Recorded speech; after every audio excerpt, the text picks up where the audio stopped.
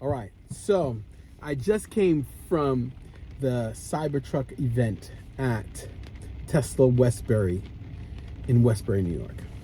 And I got to see how to install the Puddle lights, which are almost always out of stock. I saw how to remove the panel so that you can replace the air filter, which Tesla recommends that you do once a year in the Cybertruck. I got to see the Tesla cooler for the frunk, which stainless steel, very good looking appliance, but I know it's pricey, and it's hard. They hardwire it into the car. I also saw how you can disconnect power to your Cybertruck in the case of an emergency. You know, when firemen come, there is the power going to the high voltage that shuts off everything, and that's what they're always afraid of. And you can actually decouple that clip. It's a clip, and it's not decoupled, it's unclipping it. And the high voltage and the low voltage, the high voltage I believe is blue, and the red clip is low voltage. But I have an actual technician explaining it, and he will say the right thing. This is going to control your high voltage, that's the low voltage. So blue is high, red is low. Yeah. This has what's called the H-fill system through it. Yes. So nothing high voltage is in this connector, but it will disable the high voltage through the safety system. Gotcha.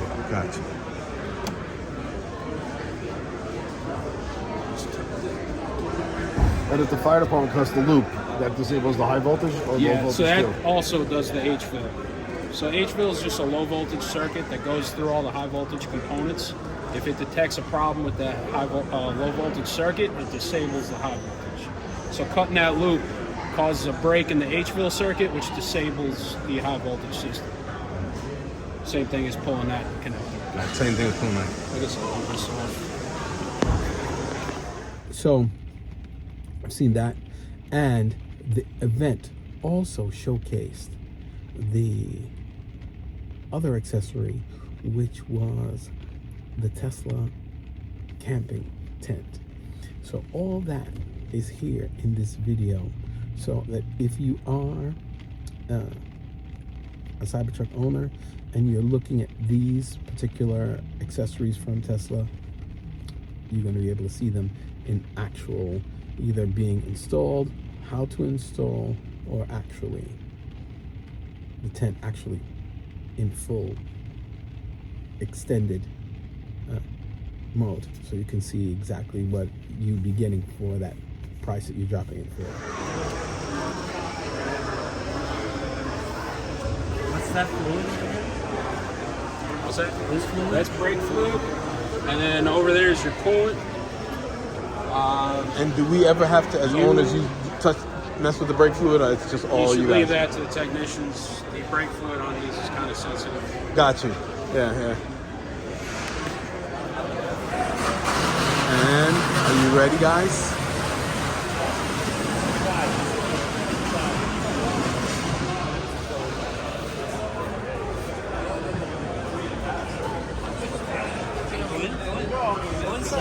It'll last you another hour or so.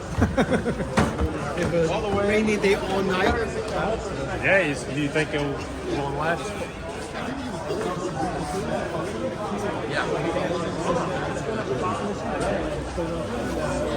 You comfortable?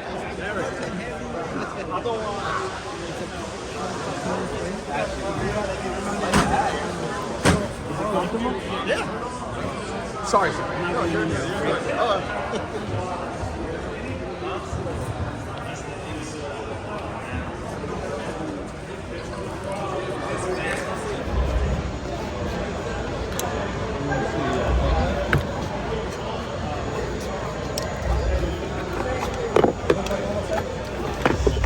So this is the new one. This is the old one.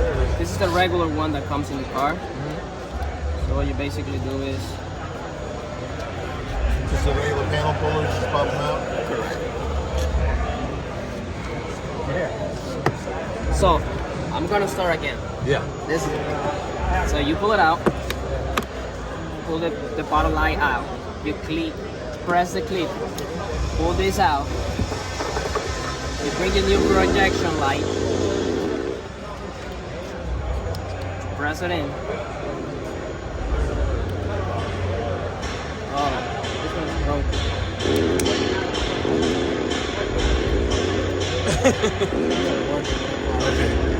Hey, stop it. And Just kidding. Keep going.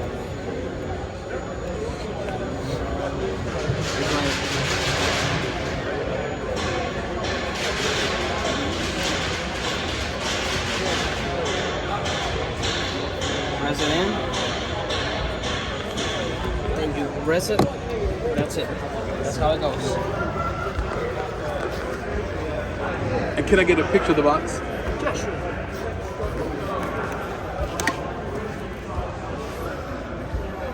Thank you much.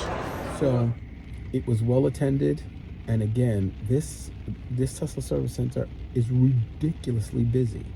They are delivering cars. There are a lot of people. It's a Saturday. A lot of people are test driving cars. Their overflow lot now is literally empty, and there is a crossover going on, so that in China they're already taking orders and building the new Model Y, Juniper, the replacement. Germany was supposed to go online yesterday, so Gigafactory Berlin, the second biggest factory, but the most automated according to Elon, that one is building new Model Ys. I'm going to check to see if the website shows that you can take orders now, but they're actually building them. And here in America, they are discounting 24 bills, $3,000 off on Model Ys, I guess to move out the inventory. But they are still taking orders on this car. So I don't know how that works, but I actually saw it. We're going to go to the website and see what they say. But I have to tell you, I don't think Tesla's going to have a problem with selling these cars. And again, the press loves to savage Tesla, and I believe it's just because there is an anti-EV sentiment in a lot of the automotive press. And I understand that, because it's definitely a departure from what we're used to. And I'm a gearhead. I love transmissions. I love 4 speeds, 5 speeds, 7 speeds, 10 speed manual transmissions.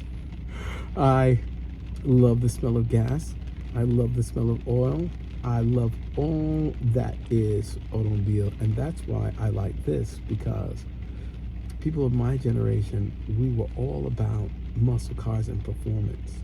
I mean, that's what we used to see. And when the gasket regulations came in and literally just pulled the heart and soul out of American muscle, and they just became gas guzzlers that didn't afford you the excitement of the performance, it was the definite letdown. And for us to be back now in an era where you have cars that are ridiculously fast. My Cybertruck that I'm sitting in here now is an all-wheel drive, 6,000 plus pound behemoth, and Car and Driver has rated it at 0 to 60 in 3.9 seconds. Mind-boggling. And it handles like a dream. I would have to say the Model 3 Performance Highlander it feels like it can take a turn tighter, but I'm going to compare the two one day, because this thing takes a turn so tight, it's ridiculous. It's tighter than my Model Y Performance, which was leaps and bounds. And I hate to say this, Porsche, you know, I was a loyal customer, Porsche Club of America member, everything like that. But I bought my Cayman S because I did love driving, but it wasn't practical because I was growing my family. So that car I thought was the best handling car that I ever drove until I got my Model Y Performance. It's like being on rails. It's faster than it, it brakes quicker than it goes into a turn quicker, point and shoot quicker, and the only difference is I can modulate braking into a turn much better on the Porsche, and that's it. Brake modulation. Everything else, forget it. It was great. So, wow. All right, guys. So that's it for the Cybertruck event here. It was great. I got to see a lot of interest in Tesla cars. I got to see how business is going. I'm expecting Q1 to be a slow quarter for Tesla. So all of you investors, you know, the stock may ride high right up until the end of Q1 when they start talking about deliveries. But I think with the number of Cybertrucks that they will be selling, I think it'll be good. Is it the 1 million that they had reserved and it would have taken 3 years, 4 years to fulfill all of those pre-orders? People are still holding them. They're just not pulling the trigger on it yet. And I think as the months progress in 2025, we're going to see more people bite. Because for me, my reservation became open for me in October of 2024, which was shocking to me.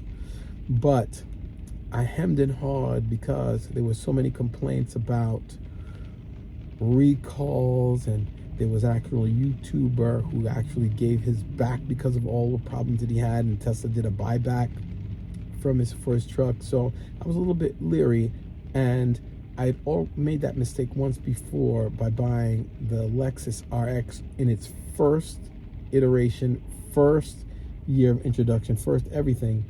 And that car, which is a Lexus, build tolerances that were ridiculous. They put that thing on like a gimbal or a rotisserie gimbal, and they had a ball bearing running on it just to show you that the panel gaps were exact and perfect all throughout, and they could run a ball bearing from one end of the car to the other.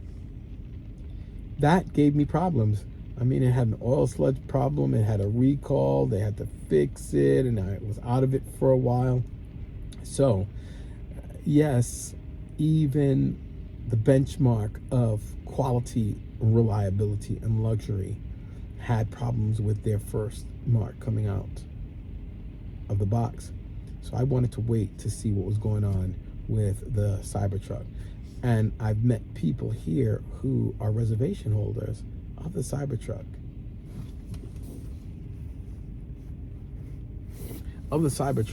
And they didn't dismiss them. It was only $100 to reserve this thing.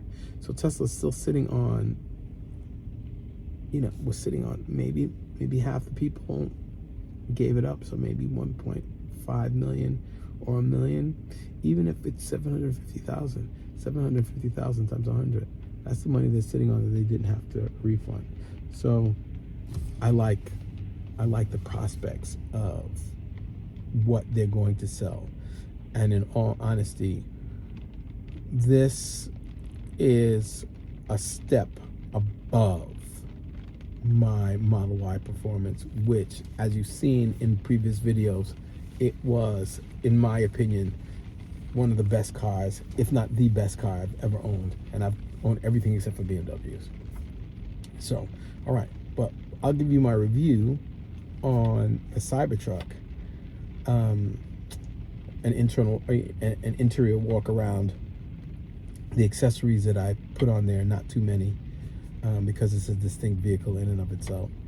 39,000 of them are out there across the country, that's it.